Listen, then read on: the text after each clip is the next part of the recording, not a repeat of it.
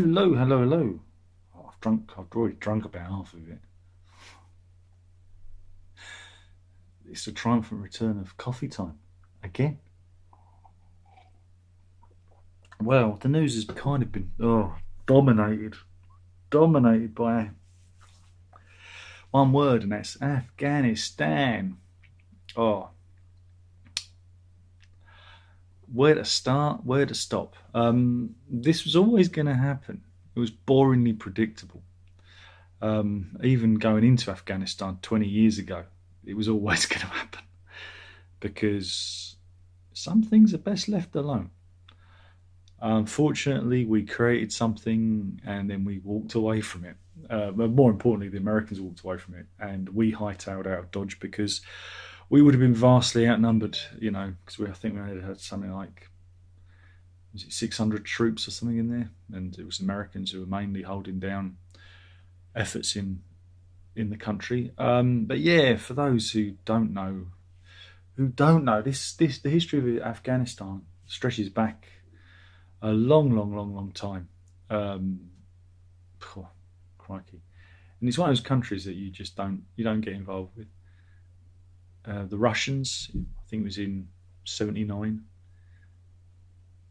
went into Afghanistan because there was an uprising to overthrow the democratic government, and so the Russians went in and tried to maintain order against they were called the Mujahideen back in those days. And the Mujahideen were financed by the US and trained by the US, as well as some European countries. Yeah, I'm looking at you, UK. I think France may have been involved too, because we didn't want the Soviet Union to have a foothold in Afghanistan, which is quite bizarre. It was the time of the Cold War. And then in '89, the Russians withdrew, and more infighting, more civil wars, and eventually the government gets overthrown and the Taliban gets formed in I think it's was it '94, I think it is, and they're funded, helped by Pakistan. So it's all murky. And then 2001 with the 9/11 disaster, George Bush Jr. Decides that Afghanistan is the source of all the problems, when in fact it's really Saudi Arabia. They're the people that paid and were responsible for the Twin Tower attacks. But hey, we're going to Afghanistan, and that's where we're at now. Again, it's one of those regions that unless you're, excuse me, if you're in it, unless you're in it for life, unless you're in it forever and ever and ever, there's always going to be a resurgence of these people. They're going to come out of the woodwork, and they're going to take over, and that's it. And you've got a choice. You either pour loads of money into it forever and ever and ever, and loads of manpower, and lose people, or you just walk away from it. And that is a tough question, especially when it will be predominantly women and children that are going to suffer at the hands of the Taliban. These are not nice people, even though this is the caring, sharing face of the Taliban. The new president is a fellow that was actually released by Trump, I believe, from Guantanamo Bay himself. He spent 8 years in Gitmo, and now he's going to be the leader of Afghanistan. And again, who to blame? Well, you got Trump to blame, and also Joe Biden to blame. They're both equally responsible for this. Whether or not, again, is Johnson? He kind of is responsible, but then we were put between a rock and a hard place by the actions of America. They would have left us. And it's all right for Johnson to say, anyone in the UN want to help us sort this out?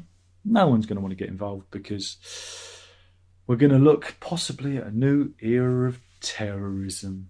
Huzzah, huzzah, hooray, hooray. Isn't it wonderful? And so what did you do for 20 years? You wasted your time, money, resources, and people's lives. Because some things are best left alone. And that goes for like the Iraq War and everything. It really didn't serve anyone to get involved in any of that, except the guilty liberals who wring their hands and go, oh, who want to take responsibility for everything that's wrong in the world. You can't change everything that's in the world, I'm afraid. It'd be nice to think that you could, but you're the same people that go on about colonialism, and we're actually imposing colonialism on these countries in a roundabout way. You know, you're the same people who get uppity about, Britain is a colonial nation. We ruled the world, and you should be ashamed of it. And we're doing exactly the same thing in these places where really should just back away and let them sort it out themselves. Otherwise, like I say, we're just doing colonialism 2.1 or 2.0 or 20, whatever you want to call it, 2021. So yeah, that's my halfpenny worth on the whole issue. So yeah, it's all a bit sad, really, but there's not a lot we can do. It's sad and predictable. It's the end of the pandemic, hooray, because the rules have changed. Because anyone who's double jabbed, we don't have to take any notice of anything anymore, because COVID's not real anymore. I don't know. Maybe it is. Oh, this is one for you. This is about this one. In the UK, there's a great program, isn't it? Is it Nightmare Tenants from Hell or Slum Landlords from Hell? And this is a story of one of those. This is cleaner Freddie Gilliam Webb. He goes around cleaning up these houses that have been left in a terrible state. And this is in Hampshire, this place. And, oh man, when he gets there, the person hadn't paid rent for a year and left it in this condition. Look, 8,000 beer cans. And look, I think they've been having a poop in the bath. Look, what do you think? It definitely looks like something's nasty in there. So there you go. If you're having a bad day, feel sorry for old Charlie boy, because he's got to clear up that mess. I mean, Jesus Christ. Some people are just vermin, aren't they? So it's Freddie, not Charlie. I don't know where Charlie came from. Feel sorry for old Freddie, the cleaner, who's got to clear all that mess up. But more importantly, it's D-Day for Geronimo the alpaca. I don't know if you've been following this story. He may or may not have TB. The only way they're going to find out is if they kill him and do an autopsy. And his owner is trying to stop DEFRA, the Department of Environment and Farming and Agriculture and Fishing. I mangled that one.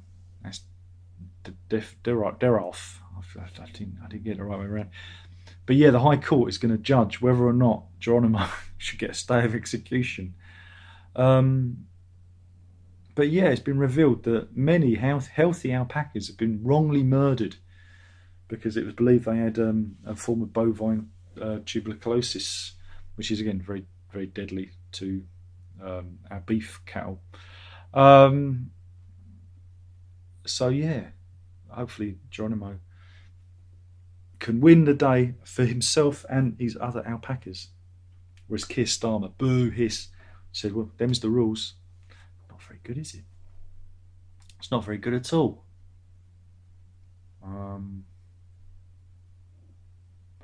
This is an odd one. There's been a bit of an argument.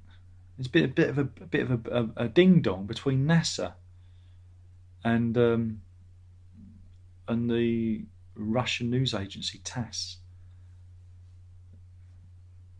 How so? Well, a while back, in August 2018, the ISS, International Space Station, developed a leak, and they couldn't figure out where it's come from. But they reckon TASS, the Russian state news agency, and the Russian version of NASA called Roscosmos, reckons that NASA astronaut Serena Aunon-Chancellor drilled a hole in the side of the spacecraft. Yeah, it's a very strange story. They claim that she made a hole after a blood clot developed in her jugular vein that she had to treat herself, leading to an acute psychological crisis. It's like the fella on the plane who's trying to open the door and get out. And NASA said, oh no, that didn't happen at all. But yeah, there was a hole. But how did it get there? Now, again, when you're up in space, debris, tiny microscopic debris can puncture the spacecraft and space stations. So yeah, but yeah, they managed to plug the 2 millimeter hole, 2 millimeter it was, with epoxy and gauze. But yeah, the Russians reckon she went a little bit, and tried to put a hole in the side. Just sounds bizarre, really. Um, so yeah, those are today's news stories. Not very good, I'm afraid. Sorry. Do better tomorrow. Robertson. Have I seen Jars concert? No. I have my grouping steady. Situation in Afghanistan is awful. Yeah, there's footage of people climbing on the American planes and falling off from a great altitude to their doom, and how desperate they are to leave. And again, there should have been a proper handover period. If they were going to do this, there should have been some sort of handover period.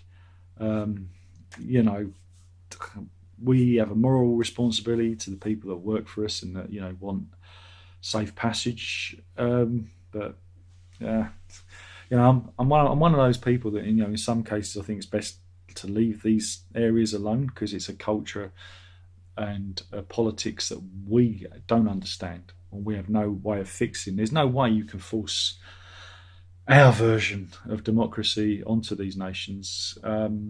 This is why countries like Libya and Iraq have dictators, because dictators, by bloody and awful rule, control these factions.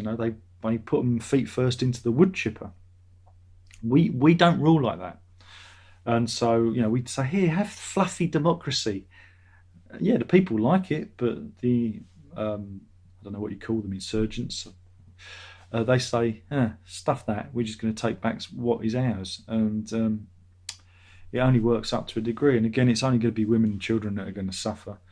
And yeah, we have a kind of responsibility for that, but it's both Trump and Biden's fault. Trump for signing it off and Biden for going along with it, because he could have revoked it or he could have put a decent plan in place to hand over power safely, or as safely as possible. But that's the way it goes, I'm afraid.